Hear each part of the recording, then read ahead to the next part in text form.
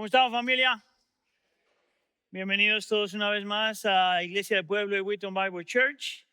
Si nos visita por primera vez, nosotros, yo soy uno de los pastores también aquí en la iglesia. Estamos aquí para servirles en lo que sea necesario. Si estuvo con nosotros la semana pasada, estuve mirando en Hechos capítulo 4, lo que yo le llamaría unas evidencias de un cristianismo auténtico. Que cuando tú miras al principio de la iglesia en Hechos capítulo 4, te das cuenta que hay 4 características que muestran lo que significa un cristianismo auténtico, un cristianismo genuino. Entonces, si no estuvo aquí, simplemente le voy a dar un resumen, simplemente para los que estuvieran aquí, como recordarles, si quieren ver todo el sermón, lo tenemos en línea. La primera evidencia de un cristianismo auténtico tiene que ver con una frase que aparece en el texto, que es la llenura del Espíritu Santo.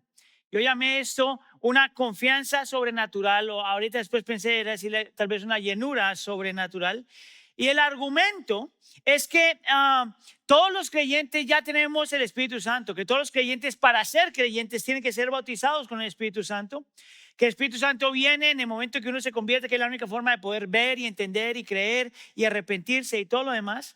Pero que sin embargo hay una diferencia entre ser bautizados con el Espíritu Santo y ser llenos del Espíritu Santo, por lo menos lo que vemos en el libro de los Hechos, porque ser llenos por el Espíritu Santo es algo que el Señor nos da de vez en cuando, donde podemos saborear, vamos a ponerlo de alguna forma, con mayor magnitud o con mayor convicción, algo acerca de Dios. Muchas veces necesitamos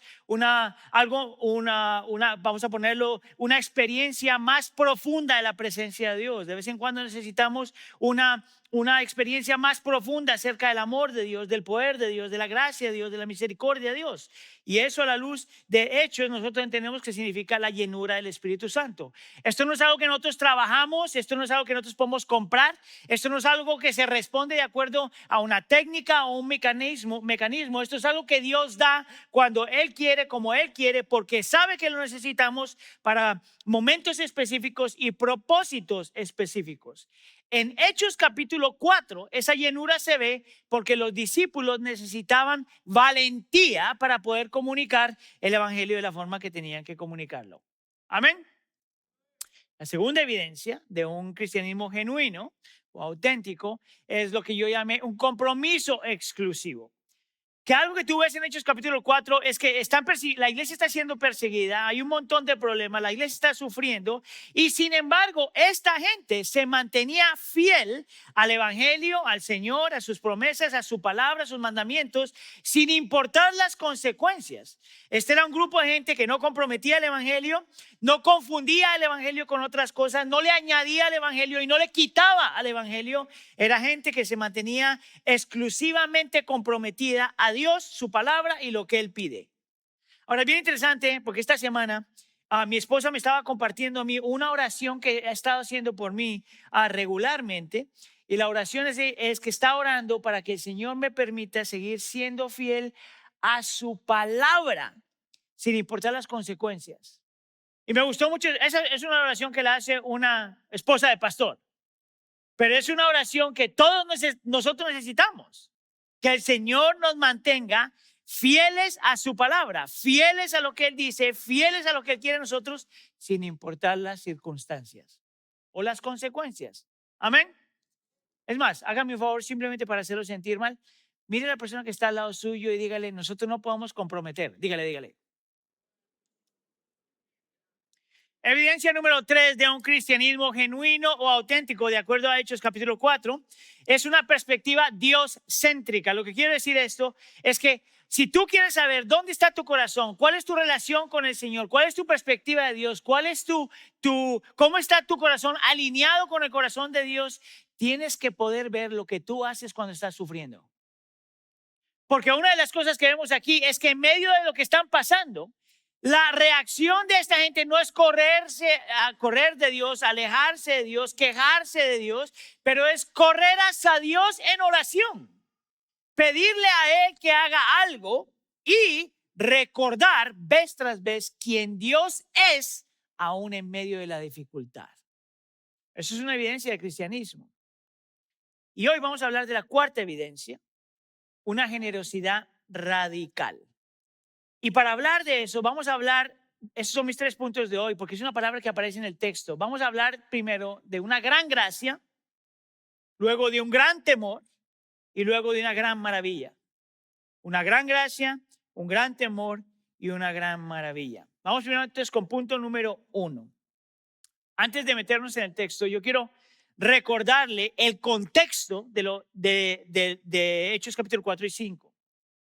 Porque yo quiero que usted recuerde las cifras que se muestran en el principio del libro, porque esas cifras van a jugar un papel importante a nosotros mirar cómo esta comunidad vive. Entonces, usted se acuerda, esto lo mencioné la vez pasada, el evangelio empieza, se podría decir, a regarse con 12 personas, Cristo y sus 12 discípulos. Y luego se pasó a 120 personas. Y luego en Hechos capítulo 3, cuando viene Pentecostés, dice que 3,000 personas se convirtieron en un solo sermón. 3,000 personas. Y la semana pasada, cuando estábamos mirando la primera parte de Hechos capítulo 4, vemos que más de 5,000 hombres se convirtieron o se añadieron a la iglesia. Ahora, note que Lucas está diciendo que fueron 5,000 hombres. Eso no está notando ni mencionando ni las esposas ni los hijos. Vamos a asumir que por lo menos la mitad de esos hombres eran casados. Y vamos a asumir que porque eran casados, muchos de esos hombres tenían un montón de hijos ya. Por lo tanto, estamos hablando de un movimiento que en un lapso de algunas semanas saltó de 120 personas a miles de personas en solamente unas cuantas semanas. Eso es lo que entonces la historia se llamaría un avivamiento. Cuando el Señor está haciendo algo sobrenatural, y a lo largo de la historia han habido diferentes avivamientos de diferentes formas. Interesante que nunca ningún avivamiento se parece al otro, pero siempre un montón de gente se convierte, y eso es lo que estamos viendo aquí. Ahora la pregunta es, ¿cómo fue que esa gente se convirtió? Y el versículo 33 te lo muestra. Dice que con gran poder los apóstoles daban testimonio, estaban hablando de la resurrección del Señor Jesús, predicando el evangelio, y había abundante gracia sobre todos ellos. Y es un versículo importante porque dice que la gracia solamente se puede experimentar cuando va de la mano con la proclamación del evangelio. Que de la única forma que una persona entiende y cree y experimenta la gracia del Señor es cuando ha entendido, creído y experimentado el evangelio, lo que el Señor hizo por nosotros en la cruz del Calvario. Si lo fuera a extender, estamos hablando de su vida, muerte y resurrección. Y lo que me encanta acerca de la palabra gracia en el texto es que la gracia no es solamente un concepto teológico. No es simplemente una doctrina, no es solamente una frase que encontramos en la Biblia, pero en la Biblia la palabra gracia transforma todo, lo cambia todo. Cambia la forma en que nosotros pensamos, cambia la forma en que nosotros vemos a Dios, cambia la forma en que nos vemos a nosotros mismos, cambia la forma en que vemos el pecado, cambia la forma en que vemos la cruz del Calvario y cambia las relaciones, especialmente dentro de la iglesia, dentro de la comunidad de los creyentes. Ahora, ¿por qué digo eso? Por lo que dice el texto en la primera parte del versículo 32. Experimentaron la gracia y dice que la congregación de los que creyeron, acuérdate el número de gente que había, era de un corazón y un alma. Mire, y esa frase es como una frase romántica, vamos a decirlo de una forma, es como un proverbio para explicar cómo la gente se amaban los unos a los otros, unidos por un amor en el evangelio. Era una unión que no era una unión superficial. No era una unión que simplemente porque somos latinos, pues estamos juntos. No era una unión que simplemente estamos juntos porque jugamos lo mismo y nos gusta lo mismo y le vamos a la América y a las Chivas, que no entiende por qué la gente va por eso. Pero no es una unión superficial. No es porque le va al Real Madrid o por cualquiera de otras cosas. No es simplemente porque nos gustan las mismas cosas, comemos las mismas cosas, escuchamos la misma música. Eso es una unión superficial. La unión que se ve aquí en el libro de los Hechos es una unión sobrenatural, donde lo que los unía era lo que creían acerca de Dios, acerca de Cristo y lo que Cristo había hecho. Uno de los comentaristas que estaba leyendo esta semana un hombre que se llama Tony Mérida, pastor bautista, creo que es. Como la semana pasada les dieron duro a los bautistas, ahora los voy a rescatar. Este hombre en su comentario dice esto. A menudo pensamos que la unidad se experimenta a través de nuestro acuerdo en cada minúscula cuestión doctrinal. Traducción. Él dice, mucha gente piensa que la iglesia se une si todos creemos exactamente lo mismo. Lo interesante es que cuando tú miras las doctrinas de la Biblia, hay doctrinas que son centrales, que todos los creyentes deben creer, y hay doctrinas que son secundarias, que a lo mejor podemos tener un desacuerdo con nuestra interpretación del texto. Y él dice, por más de que la gente piensa que estamos unidos, si todas las doctrinas son iguales, o si todos tenemos la misma filosofía educativa de la infancia. En otras palabras, si todos creemos en educación pública, o todos creemos en educación privada, o todos creemos en homeschooling, escuela en casa. Y decía, hay gente que piensa que si todos creen lo mismo, entonces sí están unidos en esa área. O si todos pertenecemos al mismo partido político. Si todos somos republicanos, si todos somos demócratas, si todos no somos nada, entonces estamos unidos. Pero esto es lo que él dice. Pero es posible estar de acuerdo en todos esos puntos y sin embargo tener una iglesia dividida. Es posible estar de acuerdo en todo eso y sin embargo tener una iglesia dividida, a menos de que la unidad de la iglesia comience con una identidad centrada en el evangelio. En otras palabras, que lo que nos unió es el evangelio de Cristo. Y que lo que nos da una identidad es que somos creyentes primero y todas las demás cosas son secundarias. Que yo soy primero creyente antes que pastor, que yo soy primero creyente antes que esposo, que yo soy primero creyente antes que padre, que yo soy primero creyente antes que cualquier inclinación política. Que yo soy primero creyente y usted es primero creyente antes de cualquier otra cosa. Y esa identidad dicta todo lo demás. Esa es la unidad de la iglesia. Ahora, esto es lo interesante. Este es un grupo de gente que están unidos por el evangelio, por la gracia del Señor. Y yo ya le dije que esto entonces afecta todas sus relaciones, incluyendo cómo los creyentes se ven los unos a los otros y se aman los unos a los otros. Fíjense bien cómo describe esta comunidad de creyentes, que una vez más son un montón de gente. Mire el versículo 32. Ninguno decía ser suyo lo que poseía, sino que todas las cosas eran de propiedad común. Ahora, bien interesante, es por eso que yo pongo esto como una evidencia del cristianismo. Una evidencia de un cristianismo auténtico, porque algo cambió en la mente de esta gente. Algo cambió la forma en cómo ellos se veían a sí mismos y miraban a los demás. Y algo cambió en la forma como veían sus bienes materiales y su dinero.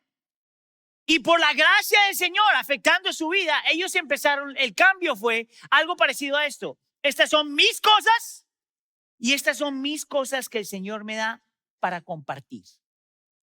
Note que yo no dije, estas son mis cosas y estas son nuestras cosas. No, la Biblia nunca hace esa referencia. La Biblia siempre recuerda que cada uno tiene derecho a sus propias cosas. Que no hay ningún problema que tú tengas tu carro, tu casa, que no hay ningún problema. Es más, uno de los mandamientos cuando te dice no robarás, la implicación es que tú tienes derecho a tener tus propias cosas. Esto no es una versión modificada de un cristianismo socialista. Esto no es una versión modificada de un cristianismo comunista. No. Todo el mundo tiene el derecho de tener sus propias cosas, pero la relación del creyente con esas cosas sí cambia. No hay nada malo con poseer cosas y con poseer dinero. El problema es cuando el dinero y esas cosas te poseen a ti. Al punto que la única persona que puedes pensar es en ti y no puedes ver la necesidad de los demás. La gracia lo cambia todo. Mira, y desde ese punto de vista hace sentido. Mire, vamos a hacer la prueba. Si usted realmente cree que la salvación es por gracia, si usted realmente cree que tú fuiste salvo porque Dios le plació que fueras salvo, si la salvación es que Dios manda a su Hijo a la cruz del Calvario, aunque tú estabas muerto en tus delitos y pecados, si la salvación fue dada aun cuando tú ni siquiera te habías arrepentido, si la salvación es que Dios escogió solo por gracia enviar a su Hijo para salvarte y morir por tus pecados, entonces si por gracia hemos sido salvos, ¿cómo no vamos a ser personas de gracia? Escuche acá. Y si nosotros somos hemos recibido la generosa gracia de Dios, ¿cómo nosotros no vamos a ser gente generosa? Dime tú si hace sentido. Es precisamente porque somos recipientes, vamos a ponerlo de esa forma. No, recipiente es una palabra, recipientes. Recipientes de la gracia de Dios, es que nosotros podemos ser generosos con los demás. Es más, miren, si usted alguna vez quiere hacer un estudio acerca de la generosidad en la Escritura, te vas a dar cuenta, por lo menos desde mi perspectiva, que no hay un versículo que yo haya encontrado en el Nuevo Testamento que diga que tú tienes que dar o que tú debes dar como un mandato, a menos de que ese mandamiento venga de la mano de la gracia del Señor. Es más, yo me atrevería a decir que en todos los pasajes, 1 Corintios capítulo 8, capítulo 9, todos estos pasajes donde se habla de generosidad, nunca divorcia la generosidad de la gracia que se ha recibido. Nunca se divorcia la generosidad de lo que ya tenemos en Cristo. Nunca se divorcia la generosidad de todo lo que el Señor ya nos ha dado, porque es la gracia del Señor, la motivación y el poder para que su pueblo aprenda a ser generosos. Porque ¿cómo no vamos a ser generosos con otra gente si somos el producto de la generosidad de Dios? ¿Está conmigo? Ahora, esta comunidad era tan, pero tan generosa y tanto se amaban los unos a los otros, que mira lo que dice el versículo 34. No había pues ningún necesitado entre ellos. Ningún necesitado entre ellos. Porque todos los que poseían tierras o casas las vendían, traían el precio de lo vendido. ¿Te imaginas eso? Una comunidad, miles y miles de personas, donde no había ni uno que fuera necesitado. Nota que nadie les mandó a esta gente a hacer esto. Nota que nadie impuso que tenían que hacer esto. Nota que el fruto del evangelio, el fruto de la gracia es empezar a mirar quién tiene necesidad y estar dispuesto, escucha aquí, a sacrificarse uno mismo por el bien de otro. ¿Sabes de dónde sale eso? De las tierras, de las propiedades, de lo que poseían.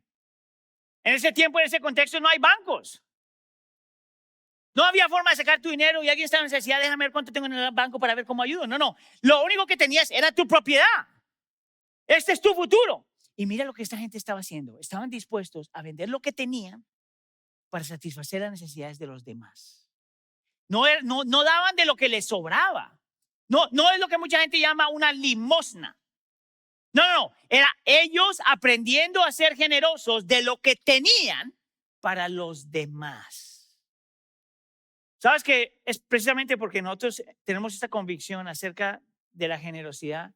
La razón por la que casi todas las veces, cuando nosotros hablamos de la generosidad, muy rara vez mencionamos el 10%. Más, algunos, si usted ha crecido en la iglesia, usted sabe que por lo general la enseñanza tradicional es que si tú eres creyente, tú guardas el 10% de lo que el Señor te da para darlo a la iglesia, los propósitos de la iglesia y todo lo demás, o la misión de Dios, ¿verdad? Lo interesante es que ese concepto de los 10% es más bien como un concepto del Antiguo Testamento y es un concepto medio incompleto porque en el Antiguo Testamento se pide más del 10%, se pide más o menos como el 23, 25% de todas las cosas. Ahora imagínense si nosotros venimos aquí a la iglesia del pueblo, el 25%, la próxima semana nadie viene. Pero si yo les digo, vengan que el Señor les va a dar dinero, esta iglesia se atasca. Interesante que en el Nuevo Testamento tú no encuentras el principio del 10%. Lo que sí encuentras en el Nuevo Testamento es una generosidad sacrificial. ¿Quieres que te lo muestre? Ok. Ejemplo. Vamos a decir que como la iglesia del pueblo ha crecido tanto, Sergio tiene en su cuenta, esto no es verdad, es historia, ¿ok? Tengo que especificar porque es el caso. Sergio y Rosita tienen en su cuenta $20 millones. ¿Usted ha visto el carro que maneja Sergio? Si el 10% es lo que cuenta, Sergio y Rosita pueden dar 10%. ¿Sabes cómo lo van? Así, mira. Y no les duele. Porque 10% de 20 millones no es generosidad. No es una generosidad radical, no es sacrificial. No les cuesta nada. 20 millones. Pero si tú tienes $20, 10% sí es sacrificio. ¿Sabes por qué es tan importante para los creyentes entender? Porque el Señor no está mirando tu porcentaje. El Señor está mirando es tu corazón. El Señor no solamente mira la ofrenda, mira el corazón detrás de la ofrenda. Y si nosotros damos de lo que nos sobra simplemente, pero no porque confiamos en Él, entonces tu generosidad no es tan generosa. ¿Te acuerdas tú el principio de los israelitas con el maná? El Señor les decía, todos los días yo les voy a dar lo que ustedes necesitan. Todos los días les voy a dar comida, todos los días. Lo único que tienen que hacer es levantarse en la mañana y recojan lo que yo les doy. Y les decía, solo recojan lo que necesitan para los miembros de su familia, nada más. Es más, les decía, no cojan más, porque si toman más, se les va a echar a perder. Y la gente llena de avaricia todos los días, como si el Señor no fuera a proveer. ¿Y qué pasaba con la comida? Se le echaba a perder. Porque el Señor insistía en enseñarles, yo soy el que provee, yo soy el que te doy. Todos los días. Nuestra relación con las posesiones, nuestra relación con las cosas, nuestra relación con el dinero es exactamente igual. Es por eso que el Nuevo Testamento nos muestra una iglesia que daba sacrificialmente hasta que tuvieran que confiar en el Señor. Hasta que el estilo de vida se ajuste al Señor. Un grupo, una iglesia que daba. Ahora, nosotros hemos dicho esto varias veces. Mire, si usted tiene problemas con esa enseñanza, ni de aquí, no de nada. El Señor siempre provee. Pero que tiene que dar en algún lugar, tiene que dar. Pero si no de aquí, te pasas. Mentira. ¿Sabes qué es lo interesante aquí? Es que esta gente, aún en su generosidad, son responsables. ¿Cómo manejan esa generosidad? ¿Tú notaste? La gente vendía la propiedad, lo que tenían, y se lo llevaban a los discípulos, versículo 35. Y lo depositaban a los pies de los apóstoles y se distribuía a cada uno según su necesidad. Y mira lo que están haciendo los apóstoles. Ellos miran, toman el dinero y miran, ok, vamos a ver si realmente este hermano o esta hermana tiene necesidad.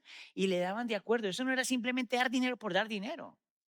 Era realmente manteniendo cuentas, asegurándose que la persona era necesitada. Antes de pasar al segundo punto, yo quiero mostrarle algo que bien interesante. Cuando yo estoy leyendo esto, todos los comentarios que estoy leyendo y las prédicas que estoy escuchando y todo lo demás que yo hago cuando estoy preparando para esto, me di cuenta que hay algo aquí que casi nadie menciona. Es más, ninguna de la gente que yo leí lo mencionó. No significa que nadie más lo ha mencionado, pero me llamó mucho la atención. Porque hay un principio en Hebreos capítulo 13 acerca del liderazgo de la iglesia. En Hebreos capítulo 13 es un versículo que cuando nosotros lo leemos como pastores realmente nos hace temblar. O cualquier persona que es líder en la iglesia, anciano o ministros o gente que tiene una responsabilidad, vamos a decir, espiritual en la iglesia de alguna forma. Porque en Hebreos capítulo 13 el autor llama a la iglesia a mirar la vida de sus líderes e imitar su fe. Es un versículo que me hace temblar cada vez que lo leo. Dice, si tú quieres ver cómo el cristianismo se ve, pues mira a la gente que yo he puesto enfrente de ti e imita su fe. Ese versículo, cualquier persona que tiene una posición de liderazgo de alguna forma, te tiene que hacer temblar. Lo interesante es que es de ahí donde muchos creemos que el liderazgo se lidera modelando. Nosotros, ¿cómo es? Se modela liderando. No, suena raro. Se lidera modelando. Significa entonces que si en esta iglesia que estamos leyendo todo el mundo está dando, pues los líderes tienen que modelar hacer exactamente lo mismo. Y tú ves eso en el texto. Uno de los apóstoles que se llama Bernabé. Mira conmigo en el versículo 36. Dice Bernabé, que traducido significa hijo de consolación. En el resto de la Biblia, del libro de los Hechos, vas a ver por qué se llama así. Versículo 37 dice, poseía un campo y lo vendió y trajo el dinero y lo depositó a los pies de los apóstoles. Este mismo líder en la iglesia no está diciendo, den, y luego se hacía loco él. Es más, la gramática del texto te dice que lo que el hombre estaba haciendo era lo que la iglesia estaba haciendo. Y modelaba con su ejemplo. Yo le pido al Señor que nos permita a los pastores, a los ancianos, a los ministros y a los líderes de esa iglesia hacer exactamente lo mismo. Porque nosotros damos generosamente porque generosamente hemos sido salvados. Es porque la gracia del Señor transforma la vida que nosotros podemos ser generosos y modelar a generosidad. Ahora, esa es la parte bonita de la historia. En la historia hay como, ¿sabe cuando las novelas? Bueno, usted no ve novelas, pero en las novelas siempre tiene que haber caos. O una película. En una película que no hay caos, no es una buena película. No, tiene que haber un problema. Y en esta historia pasa exactamente lo mismo. Que me llama mucho la atención. Porque, mire, si yo estuviera escribiendo la Biblia, frente al Señor le diría, si yo estuviera escribiendo la Biblia, yo hubiera estado tentado a no escribir esta parte. Claro, porque la iglesia está en lo mejor. La iglesia está dando, amándose unos a los otros, dándose, siendo generoso, haciendo todo. No había pobre. Digo, eso sí escribo. Pero la segunda parte de la historia, si yo quiero que la gente venga a la iglesia, yo no la escribo. Pero gracias a Dios que Lucas no era como yo. Que él nos muestra que a pesar de que el Espíritu se está moviendo de una forma increíble, Satanás también se está moviendo. Ahora, déjeme hacer una observación que Jan Stott, este erudito, hace muchos años atrás, hace en su comentario al libro acerca de los libros de los Hechos, y hace una observación bien interesante. Él dice que los primeros 3 capítulos del libro de los Hechos, tú puedes ver la obra del Espíritu Santo en la iglesia del Señor. Capítulo 1, capítulo 2 y capítulo 3. Pero cuando miras a capítulo 4, 5, 6, 7 y 8, empiezas a ver la obra de Satanás en la iglesia del Señor. Al mismo tiempo. Mientras por un lado la gente, lo vas a ver en un segundo, la gente está llena del Espíritu aquí. Hay algunos aquí en la iglesia, no en esta iglesia, en la iglesia del texto, que están llenos de Satanás. Escuche, él dice que cuando tú miras estos capítulos te das cuenta que Satanás siempre tiene 3 técnicas. Y yo estoy completamente de acuerdo con él. La primera técnica para destruir la iglesia de Satanás es la persecución y el sufrimiento.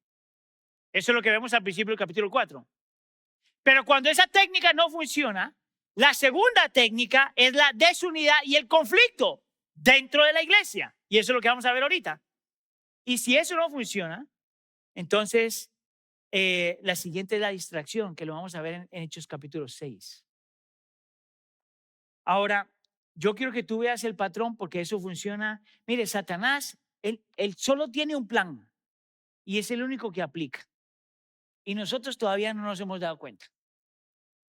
Satanás siempre empieza la presión desde afuera para adentro. Siempre. Una tentación que viene de afuera, una lucha que viene de afuera, un problema que viene de afuera. Piensa en un matrimonio, por ejemplo. Los problemas muchas veces son magnificados por las cosas que vienen de afuera. Pero cuando lo de afuera no es suficiente, qué interesante porque la iglesia del Señor nunca ha sido destruida por la persecución. A lo largo de la historia, la iglesia del Señor nunca ha sido destruida por la persecución. ¿Tú sabes lo que ha destruido la iglesia? Los problemas que vienen de adentro. Satanás entonces, cuando no puede desde afuera, trae problemas adentro y eso es precisamente lo que vemos en este texto. Vamos entonces con punto número 2, un gran temor. Mira lo que pasa aquí. Hay una pareja, ¿verdad? Ananías y Zafira, que es una pareja que son parte de la comunidad de fe. Aparentemente ellos también han entendido la gracia del Señor y están con toda la comunidad de fe. Y esta pareja empezó a ver que todos los creyentes estaban amándose los unos a los otros y dando generosamente. Ellos lo vieron. Y luego vieron también que Bernabé hizo exactamente lo mismo. Y de alguna forma esta gente dijo, bueno, si todo el mundo lo está haciendo, si los líderes lo están haciendo, pues yo también. Básicamente es el argumento. Ahora, este hombre y esta mujer se ponen de acuerdo. Parece ahí un segundo, porque por lo menos parece que tienen un matrimonio saludable. Por lo menos hablaban entre ellos y se pusieron de acuerdo. Entonces, tenemos que darle crédito al que crédito se lo merece. Y el acuerdo es que van a vender la propiedad, se van a quedar con un fragmento de la ganancia y van a dar otra parte a la iglesia. Escucha aquí en el versículo 2. Y se quedó con parte del precio, Ananías, sabiéndolo también su mujer. Por eso digo que es un buen matrimonio.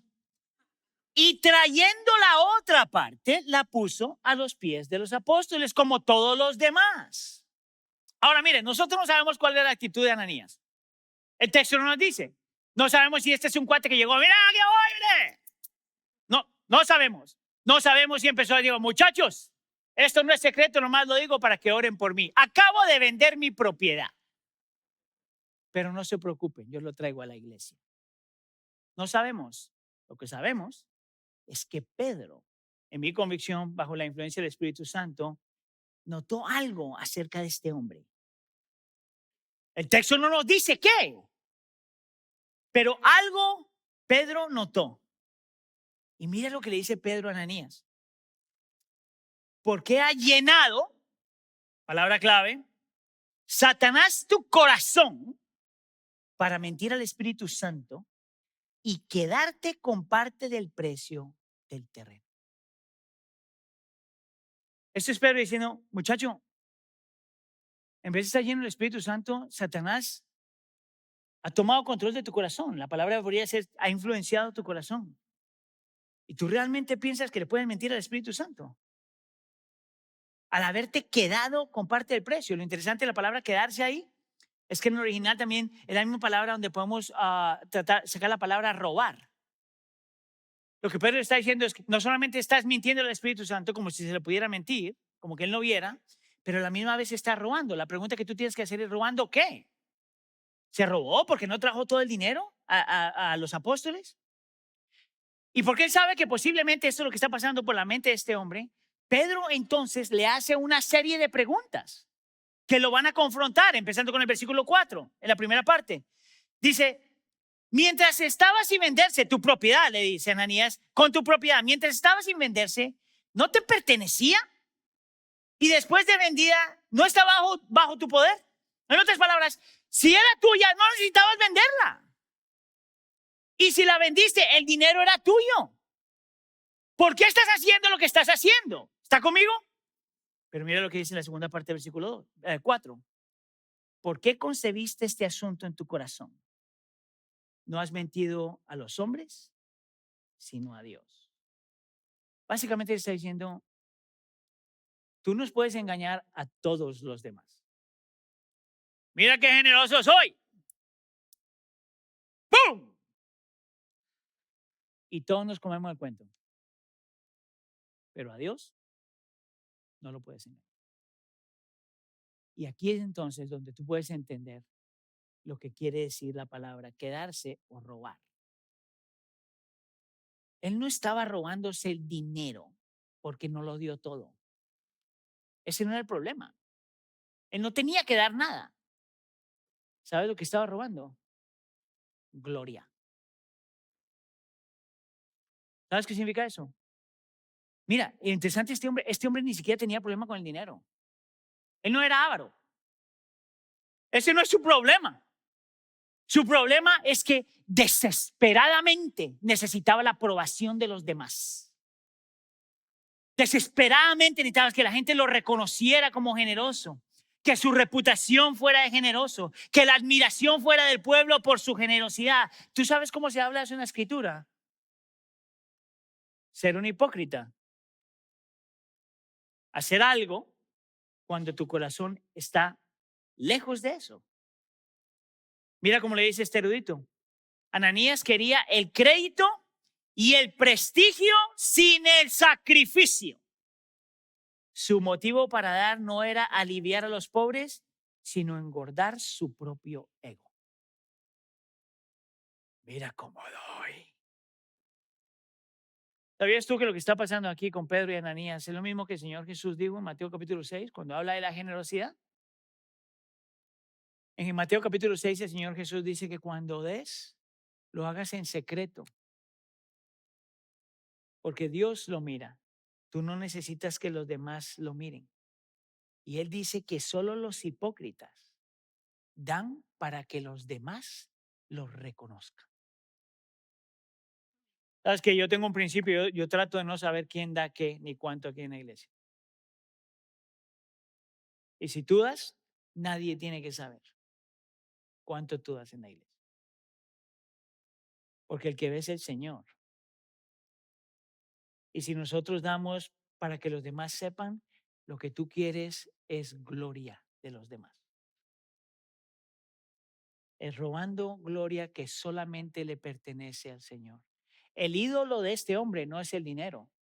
El ídolo de este hombre es el temor al hombre, como le dice la Escritura, donde la aprobación, la admiración, el respeto y el reconocimiento de los demás era lo que controlaba su vida. Ahora, ¿cómo el Señor va a tratar con eso? Mira conmigo en el versículo 5. Al oír Ananías estas palabras, cayó y expiró. Y vino un gran temor, ahí está la frase, sobre todos los que lo supieron. 3 horas después, la esposa llega, que ni se había enterado, la pobre. Según ella venía a celebrar. Y Pedro la confronta también en el versículo 9. Y le dice, ¿por qué se pusieron de acuerdo para poner a prueba el Espíritu Santo? Esa palabrita prueba es bien importante porque dice, ¿tú realmente piensas que puedes hacer algo y el Espíritu Santo no se da cuenta?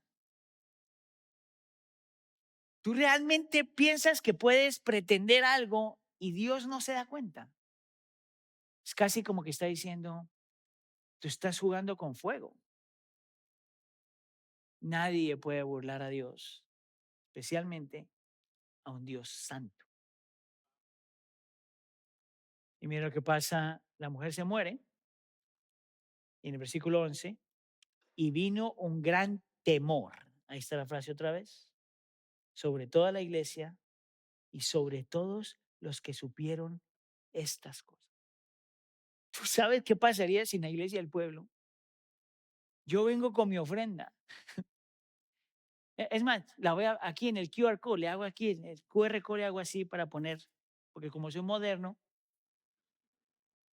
pero yo antes de pasar la cuenta saco el teléfono y en el tiempo de la oración nomás le hago así, mira. Y que el Señor me lleva. Y luego Heidi, que estaba bien metida en la oración también, y que se la lleva también. Te apuesto que si acaba el momento de oración en segundos. Y todos los de la iglesia experimentan un gran temor. Y los que escuchan fuera de la iglesia escuchan un gran temor. Y experimentan un gran temor. Ahora es esto. Yo estoy seguro que por lo menos hay una persona. Es más, vamos a hacer la pregunta porque somos familia, ¿verdad? ¿Cuántos de ustedes no sienten como que Dios se le pasó la mano un cachito? Levante la mano. Bastantes de nosotros. Los demás son santos, gloria a Dios. Déjame preguntar, desde un punto de vista humano, por eso es que estoy aquí, para explicarle, ¿verdad? Pero desde un punto de vista humano, ¿no se siente como que Dios se le pasó? No fue como que mataron a alguien. ¿Cuántos sienten que como que Dios como que se le pasó la mano un cachito? Ok. ¿Qué si yo te digo que la razón por la que este evento pasó en este tiempo de la historia, que interesantemente nosotros no vemos un evento así después en el Nuevo Testamento, por lo menos no con esta severidad? ¿Qué si yo te digo que hay una razón por la que el Señor la hizo? Por lo menos de mi perspectiva, pasó esto al principio de la iglesia. Mi argumento va a ser simple. Todo el mundo está enamorado de la gracia del Señor. Todo el mundo está experimentando la gracia del Señor. Todo el mundo está viendo lo que la gracia del Señor hace, lo que el Evangelio vino a restaurar, a arreglar, a construir. Todas estas cuestiones. Y porque la tendencia del ser humano muchas veces es tomar la gracia del Señor y volverla en gracia barata. Porque la tendencia del ser humano es pensar que la gracia del Señor quita la santidad de Dios. Porque la tendencia del ser humano, de los creyentes, de los que estamos aquí, es tomar la gracia como una excusa para pecar, diría Pablo después. El Señor quiere asegurarse desde el principio de la iglesia del Nuevo Testamento que la gente entendiera, uno, que Dios sí es amor y que porque Dios es amor, Dios también es santo. Por lo tanto, tres cosas se pueden ver desde mi perspectiva. Número uno, él quería que esta iglesia que estaba creciendo supiera que el pecado es pecado, que no hay categorías de pecado, que las consecuencias del pecado sí son diferentes, pero que pecado es pecado porque todo pecado es una ofensa a la santidad de Dios, la bondad de Dios, la gracia de Dios. Por lo tanto, no hay ningún pecadote y pecaditos desde una perspectiva vertical. El Señor quería que esta iglesia, que está creciendo, que se están amando, nunca se olvidaran que el pecado es pecado y el pecado se castiga. Número uno. Número dos, el Señor también quería, desde mi perspectiva, que la iglesia viera que el pecado sí es contagioso. Miren, si el pecado de esta gente le causó temor a los demás, si la disciplina del Señor aquí le causó temor a los demás, ese mismo efecto también tiene el pecado en general. Nuestros pecados no solamente nos afectan a nosotros. Nuestros pecados afectan a toda la gente que nosotros amamos. Por eso es que la disciplina del Señor es tan importante. Porque la disciplina del Señor siempre protege. O protege al individuo o protegen a las demás personas que van a ser afectadas por ese individuo. ¿Está conmigo? La gracia del Señor nunca compromete la santidad. Es por eso, por ejemplo, que las iglesias debemos practicar disciplina. Mira, la vez que nosotros, no nos ha tocado muchas veces, gracias a Dios, pero la vez que nos ha tocado, la gente nos dice, yo pensé que ustedes son una iglesia de la gracia. Es precisamente porque somos una iglesia de la gracia que tenemos que proteger la iglesia. Y número tres, yo entiendo que esto pasó aquí porque Dios tenía que mostrar que Él realmente sí es un Dios de amor. Y tú dices, ¿qué? Dios de amor. Bueno, es porque hay una tendencia en el mundo creyente de divorciar el amor de Dios de la santidad de Dios. Y el argumento es que es precisamente porque Dios es amor que Él es santo. Y es precisamente porque Dios es amor que tiene que hacer cosas así. ¿Quieres que te explique? Si yo amo a mis hijas y las amo y se están destruyendo a sí mismas, si yo volteo para el otro lado y no hago nada, eso no es amor. Es odio. Si yo dejo que mis hijas tomen las decisiones, bueno, ya casi son adultas, entonces ya perdí toda autoridad, pero cuando eran chiquitas, si yo no ejerzo disciplina, yo no las estoy amando. Estoy dejando que se vayan con su propia cosa. Ahora, eso es bien interesante porque cuando miramos esta historia, siempre va a haber un hermano o dos que dicen, pero a mí me parece que lo que le pasó a esta gente fue algo como injusto. Yo quisiera recordarte lo que la escritura dice, que no hay nadie que realmente sea puro. No hay nadie que sea perfecto, no hay nadie que no haya pecado, que en realidad todos merecemos la ira de Dios. Por lo tanto, lo que está pasando con Ananías y Zafira no es un Dios injusto castigando al inocente. Es que esta gente ya había rechazado la misericordia y la gracia del Señor. Lo único que el Señor está haciendo es quitando su mano. Es por eso que C.S. Lewis cuando habla del infierno lo habla en esos términos. A mí me parece que es una descripción bien clara y correcta. El infierno no es el lugar donde los malos van, solamente.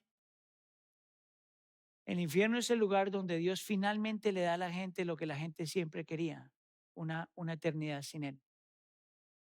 Lo único que hace Dios es levanta su mano. Entonces esta parejita no murieron inocentes.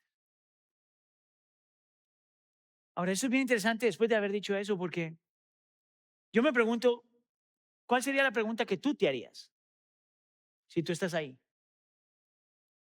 Acabamos de ver que el Señor sí mira las motivaciones del corazón. Acabamos de ver que Dios sí es santo. Acabamos de ver que Dios sí castiga. Y acabamos de todo eso.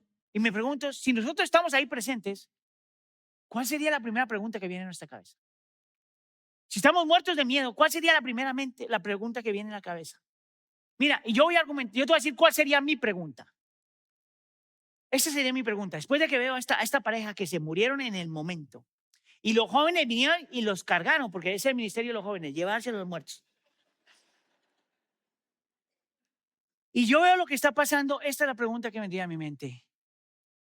¿Y yo por qué todavía estoy vivo?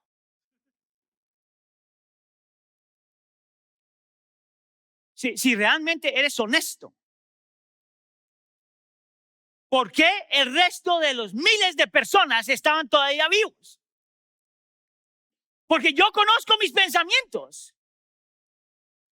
Yo puedo más o menos discernir las motivaciones de mi corazón. Yo sé lo que he dicho, yo sé lo que he hecho, yo sé lo que he permitido. Yo sé cuando he pecado por comisión a propósito o por omisión, no haciendo lo que tenía que hacer. Yo sé, si yo estoy ahí enfrente de esta gente y esta gente se acaba de morir, la pregunta que vendría a mi mente es, ¿por qué todavía estoy vivo? Y en ese momento, el Espíritu Santo me llevaría a Cristo una vez más, porque me recordaría de la obra de Cristo en la cruz del Calvario, donde yo vi ya esta gran gracia, donde había uno que sí era justo y sin embargo murió como si fueran Ananías y Zafira. Uno que sí era generoso de verdad y sin embargo tomó la culpa de los que no eran generosos. Aquel que realmente sí supo amar y sin embargo murió como si no supiera amar. En el momento en que mi corazón me condena, el Espíritu Santo me recuerda de este gran amor que Cristo Jesús ya mostró por mí. Que cuando yo estaba muerto en mis delitos y pecados, que cuando yo era tal como Ananías, Cristo murió por mí. Y por lo tanto, este temor de Dios no es un temor que me aleja de Él. Es un temor que me acerca a Él. Porque yo sé que lo que Dios tenía que hacer, porque yo soy pecador, ya lo hizo en Cristo. Y por lo tanto, yo soy perdonado. Eso es lo que este evento está haciendo en las demás. Para algunos, mostrarle realmente la santidad del Señor. Para otros, recordar que el pecado es pecado. Para otros, recordar que nosotros merecemos lo mismo. Pero para todos, que Cristo ya tomó esa culpa. Ahora escuche acá. Es precisamente cuando usted entiende eso, que entonces nosotros nos volvemos generosos. ¿Cómo nosotros, que hemos recibido esta generosidad de Dios en Cristo Jesús, no vamos a ser generosos con lo que tenemos? Si en Cristo no tenemos nada que ganar, lo tenemos todo en Él. Y en Cristo no tenemos nada que perder, porque todo está seguro en Él. Amén. ¿Qué tal si oramos?